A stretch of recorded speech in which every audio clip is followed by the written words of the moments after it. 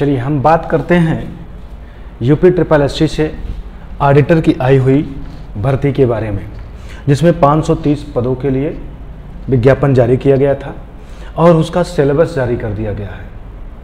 तो आप सभी लोगों को सिलेबस तो मिल गया होगा। सिलेबस के बारे में बहुत ज़्यादा एक्सप्लेन करने की रिक्वायरमेंट नहीं है, लेकिन हाँ इतना बताना चाहेंगे कि आपके सिलेबस में क्या क्या चीज़ों को पढ़ना बहुत ज़्यादा ज़रूरी है, जिसके माध्यम से आपका सिलेक्शन 100% श्योर हो जाएगा। तो हम सबसे पहले बात करते हैं कि वो कौन कौन से ऐसे टॉपिक हैं जो आपको काफ़ी ज़्यादा गहन अध्ययन करना होगा, जो सिलेक्शन का मुख्य कारण बनेगा। तो एक बार पहले सरसरी निगाहों में आपको वो सिलेबस दिखा देते हैं, फिर हम बात करते हैं कौन से टॉपिक को हिट करके आपको पढ़ने की ज़रूरत है। तो अगर हम बात करें तो किस टॉपिक से कितने क्वेश्चन पूछे जाएंगे और वो क्वेश्चन कितने मार्क्स के होंगे, तो उसके सामने ये लिखा हुआ है, पहली चीज़। दूसरी चीज़, हर एक प्रश्न 1 नंबर का होगा, ठीक है। तो देखिएगा, पहले आपको अंकेक्षण से कुछ क्वेश्चन बनेंगे और अंतिम खाता से। अंकेक्षण और अंतिम खाता से कुल मिलाकर के 10 क्वेश्चन पूछे जाएंगे। उन 10 क्वेश्चन के नंबर जो होंगे वो 10 नंबर होंगे, क्योंकि एक प्रश्न 10 नंबर का होगा। तो अंकेक्षण और अंतिम खाता से 10 प्रश्न पूछा जाएगा। लेखांकन के आधारभूत सिद्धांत, प्रारंभिक लेखा पुस्तकों की तैयारी और ह्रास, इस चैप्टर से मिला करके 10 क्वेश्चन पूछा जाएगा। फिर दोहरा लेखा प्रणाली, बैंक समाधान विवरण, वित्तीय नियमों की सामान्य जानकारी से 15 प्रश्न पूछे जाएंगे। उसके बाद आरटीजीएस, ई बैंकिंग, बजट नियंत्रण में कंप्यूटर का प्रयोग से 10 क्वेश्चन पूछे जाएंगे, मतलब 10 नंबर पूछा जाएगा। एडवांस अकाउंटिंग से 10 क्वेश्चन पूछा जाएगा। टैक्सेशन एंड अंकगणित से 10 क्वेश्चन पूछा जाएगा। इस तरीके से अगर कुल मिलाकर हम पूछें कि विषय से कितने क्वेश्चन पूछे जा रहे हैं, तो कुछ समय के लिए हम 65 तो बोल सकते हैं, लेकिन आपका अंक गणित विषय से थोड़ा सा हट जाता है, इसलिए आप कह सकते हैं कि 60 प्रश्न आपके विषय से पूछा जा रहा है, क्योंकि मैथ से कम 4-5 क्वेश्चन अगर हो गए तो आपका 60 नंबर सब्जेक्ट से हो जाएगा। बाकी 15 क्वेश्चन कंप्यूटर से पूछा जा रहा है और 20 क्वेश्चन उत्तर प्रदेश की सामान्य जानकारी से पूछा जा रहा है, जो कि इस तरीके से मिला के 65 प्रश्न इधर से, 35 प्रश्न इधर से मिला करके कुल 100 प्रश्न पूछे जाएंगे। हर एक प्रश्न 1 नंबर का होगा और एक प्रश्न के उत्तर देने पर 1/4 का नेगेटिव मार्किंग होगा। तो इसलिए किसी भी प्रश्न का उत्तर देने से पहले बहुत सोच समझ करके आप उत्तर दीजिएगा, क्योंकि यदि आपका वो प्रश्न गलत होता है तो उस प्रश्न का नंबर तो आपको नहीं मिलेगा, प्लस उस प्रश्न का जो नंबर होगा उसका 1/4 निकालेंगे, मतलब 0.25 मार्क्स आपका कट भी जाएगा, है ना। तो इसलिए इस परीक्षा में बैठने से पहले आप अपने आप को पहले ढंग से तैयार करिएगा, क्योंकि आप उन्हीं प्रश्नों को केवल सॉल्व करके आएंगे जो प्रश्न आपको बेहतर तरीके से आते हों। माइनस मार्किंग के एग्जामों में ये प्रॉब्लम होती है। अब हम आते हैं अपने मेन टॉपिक पे कि वो कौन कौन से पॉइंट हैं जो हीट करके पढ़ना है, जहाँ से लगभग सिलेक्शन आपका कन्फर्म हो जाएगा। तो ध्यान दीजिएगा, अगर हम बात करें अंतिम खाता चैप्टर की, तो जो भी विद्यार्थी यूपीपीसीएल अकाउंटेंट की तैयारी किए हैं वो लोग वहाँ पर अंतिम खाता पढ़े हैं, अंतिम खाते की तैयारी उनकी है, और उसमें से जो भी विद्यार्थी इस वाले पद के लिए योग्य हैं और फॉर्म डाले हैं तो उनको अंतिम खाता आता है। कहने का मतलब अंतिम खाता हर किसी को यहाँ पर सामान्य रूप से आएगा। फिर हम बात करेंगे लेखांकन के आधारभूत सिद्धांत, प्रारंभिक लेखा पुस्तकों की तैयारी, ह्रास, तो ये भी आपका यूपीपीसीएल का सिलेबस रहा है, तो यहाँ पर भी लगभग सभी लोग को ये चैप्टर पे कमांड ठीक ठाक रहेगी।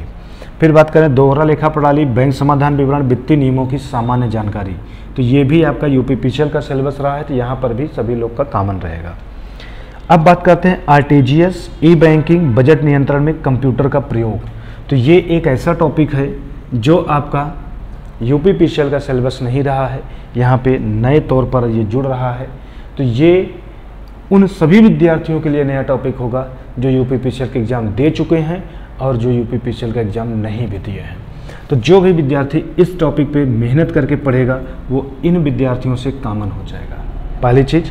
दूसरा है advance accountancy, most important point यही होगा, एडवांस अकाउंटिंग, क्योंकि एडवांस अकाउंटिंग में जो चैप्टर पूछे जा रहे हैं वो बीकॉम से रिलेटेड चैप्टर हैं, जैसे अधिकार शुल्क है, किराया क्रय पद्धति है, किस्त भुगतान पद्धति है, ब्रांच है, दिवालिया खाते हैं और इंश्योरेंस खाते हैं।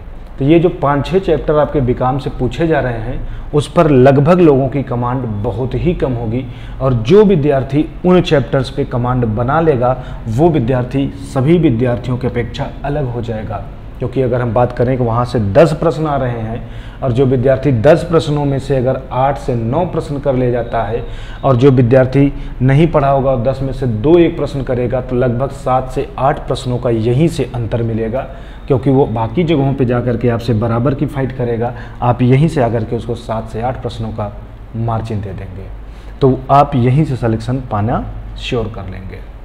तो इस तरीके से आपको अपने सिलेबस को इसी के अकॉर्डिंग पढ़ना है। आप जिस सिलेबस को नहीं पढ़े हैं कभी, उस सिलेबस को पहले से ही कमांड बना करके पढ़ने का प्रयास करिए, क्योंकि जो सिलेबस आप पढ़े हैं उसकी तैयारी करना बड़ा आसान है। कम समय में जल्दी आपको वो सिलेबस तैयार कर लेंगे, कर भी सकते हैं। और जो सिलेबस कभी नहीं पढ़े हैं वो आप 2-4 बार भी पढ़ेंगे तो तैयार नहीं होते हैं। तो इसको आप फोकस करके पढ़िएगा। बाकी इधर की बात करें कंप्यूटर और ये, तो सामान्य जानकारी की बात करेंगे तो कंप्यूटर लगभग सामान्य जानकारी से संबंधित सभी के लिए ये एक ही जैसा होगा। बट कंप्यूटर की बात करें तो जो विद्यार्थी यूपीपीसीएल अकाउंटेंट का पेपर दिया होगा उसका कंप्यूटर पे ऑलरेडी कमांड होगा, क्योंकि वहाँ वो 50 क्वेश्चन ओ लेवल का टच करता है। तो वो तो ऑलरेडी 15 क्वेश्चन को वेल मेंटेन करके रखा है।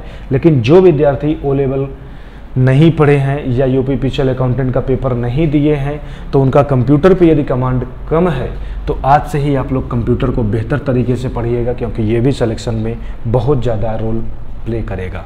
तो इस तरीके से 20 क्वेश्चन इधर से होते हैं, 15 क्वेश्चन इधर से होते हैं, कुल मिला के 35 क्वेश्चन आपका बहुत ही इंपॉर्टेंट रोल प्ले करेगा सिलेक्शन कराने में। ठीक है, तो इस तरीके से आप लोग तैयारी करिएगा।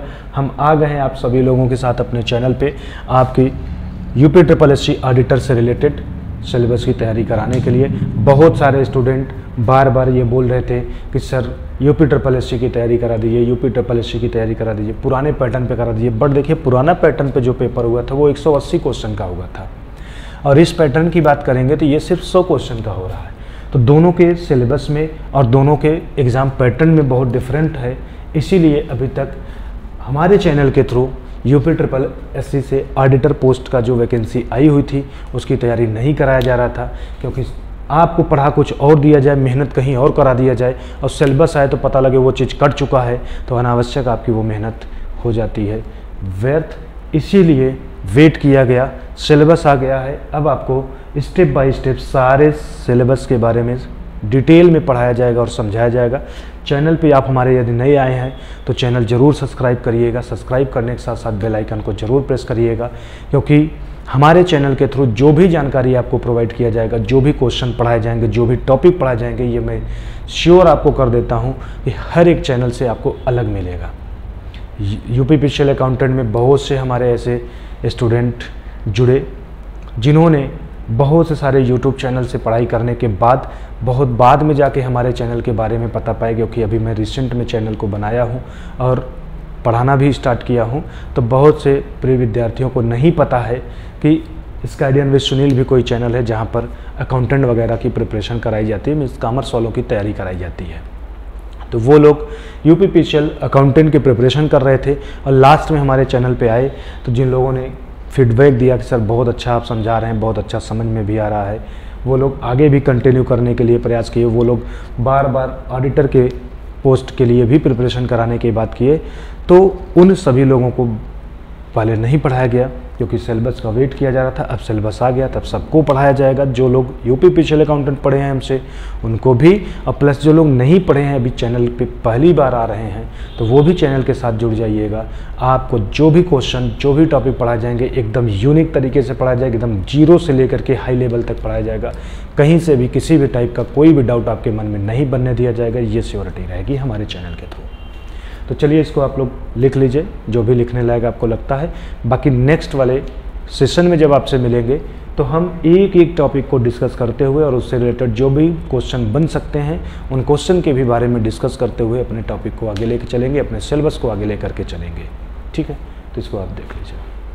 मिलते हैं, धन्यवाद।